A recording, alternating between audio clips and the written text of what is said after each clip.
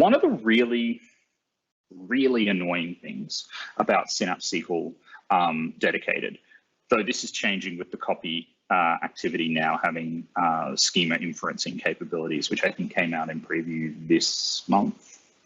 So there is some capabilities within the copy activity capability, which is making this a lot simpler. Is that if I want to create an external table in Synapse SQL dedicated, right? So I've got a whole heap of data in my data lake, and I want to create an external table so that I can refer to that, and then I can, very easily do a, select from my external table into an internal table, or select into from. Every time I change that external table, I've got to fully write out the schema. So I've got to write something that's like, this column is called this, it's a varchar max, it's a, varchar 4000, it's a, I don't know, it's an int, it's something like that. And that's okay if I've got CSVs or something like that, because I accept that they're not typed formats or anything. But if I've got Parquet files, that's a little bit ridiculous. One of the great things about Parquet files is that I can just, they have a schema. They are typed. It gives me so much safety when I'm writing. I don't have to think as much about typing errors. I don't have to think about overflows. I don't have to think about these sorts of things in the same way. So Parquet files have this. And so it's like, okay, well, can't we use some of the capability that exists within the Synapse platform to automate this process and make it easier? And so if I click here, so for example, I've got this table sitting in my data lake. So it's in a Parquet format. It's a very simple, export from part of the worldwide importers database. If I run this against Synapse SQL Serverless, I don't have to define the process, the data typing. What's going to happen is Synapse SQL Serverless is going to read that. It's going to read the Parquet information, and then it's going to make sense of that. So it's just going to say, all right, well, I can map these data types. And there's some documentation about how it maps those data types, because the Parquet data types are not the same as the SQL data types. And that means that I can write a query like this, not defining the schema. It's making some lazy choices. So anything that's a string inside Parquet is going to be moved to varchar 4000, and that's just going to happen for me. So it's a bit of a lazy choice, but it works pretty well, right? So I can just do this. Whereas the same sort of thing that if I wanted to define an external table, it's got to detect the data types. It's got to do all this, and you can do this inside the interface, right? So Azure Data Factory can do this for you, so it sort of works reasonably well. Let's call this. You'll see exactly what I mean. And here's what it's going to do. It's going to define an external file format. It's going to define an external data source, and then it's going to write all this out. I don't want to do that. I'm a lazy developer. I want to be able to go home early. And so to me, this is a bit of a horrible way to work, and I don't want to type these out. So if we've got the ability to pull this in Synapse SQL Serverless, and we can make a view on top of that, one of the interesting things is that if I create a view, it's going to create a whole heap of records in the information underscore schema dot columns table, right? So it's the SQL engine has to keep a copy of, here's the columns types that I'm expected.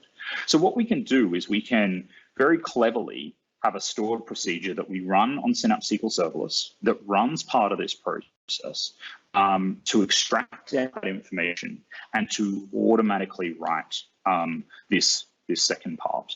And that's basically what I've written.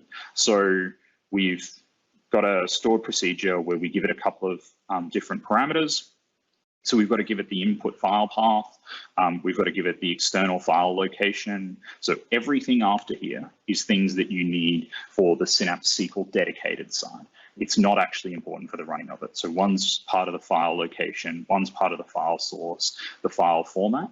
And so that's part of this section up here, basically. And we give it that information, we give it what schema you want, what table you want, and then we go ahead and we create a view. We leverage that view on top of that file format, leveraging the Parquet format, and then we pull out that information primarily from the information schema _ columns. And then we've got a whole heap of dirty string operations. These are really dirty, terrible string operations that normally I'd never want to use, but it's actually kind of cool in this capability. So let's have a look at what it looks like. So I've got this, that same file. I'm going to give it a file location because I generally have set up that file location on Synapse SQL Dedicated. I've then got my ADLS Gen 2 account as well that I would have set up. I've got my Parquet format. I'm going to give it the schema and the table name that I want it. And if I go, so I run this just to prove that I'm not lying to you. That works. I can go copy. And then out of this, my copy works.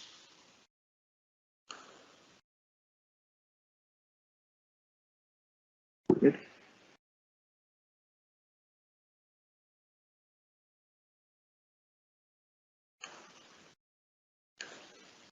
That's fun. Okay, let's try and do this the other way.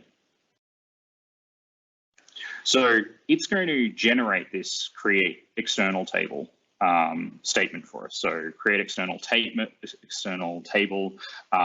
It's given its the name. It's then got the name of the column, all the data types that we've taken from that, and that will continue on and make sure that it's got the relevant parameters. So it's a really easy way if you're using Synapse SQL Dedicated and you've got Parquet files and you're sick of doing this manually because maybe you're not leveraging Azure Data Factory, you're not leveraging the copy activity, you want some of the external table capabilities, then have a look at this. There is a fair few things that I would say about leveraging this before you go ahead and leverage it. So first of all, this is in GitHub, and there's a number of issues that I would say that I have with this. Obviously, I've got a little bit of documentation that I probably need to do. There's no error handling in this, so I just probably need to have a little bit of error handling and make sure that there's rollback, particularly on that view. If you've leveraged Azure Data Factory, you'd be aware that you can end up with tons and tons of views being created with random IDs. I'm going to fix the varchar was actually the variables, as well as being able to overwrite what value this gets at the moment, because at the moment all string types within the table get varchar 4000. And probably plenty more testing, but in probably the maybe 24 or so different Parquet files that I've leveraged, I've not found any problems with dates, with times, with any of that. There are some intricacies about working with certain date types with Parquet, but those are actually fundamental problems in the Parquet format as opposed to the to anything else. So that's my little Synapse external table creator, and if you're a lazy developer, you might like it. It's on GitHub. I will happily take contributions or pull requests. Sorry, is what I should mean there. So feel free to contribute because it does need a little bit of work, but from a fundamental point of view, it starts to show you how you can leverage Synapse Serverless to just make your life a little bit easier than it is otherwise. And I'll put a link to that in the Slack.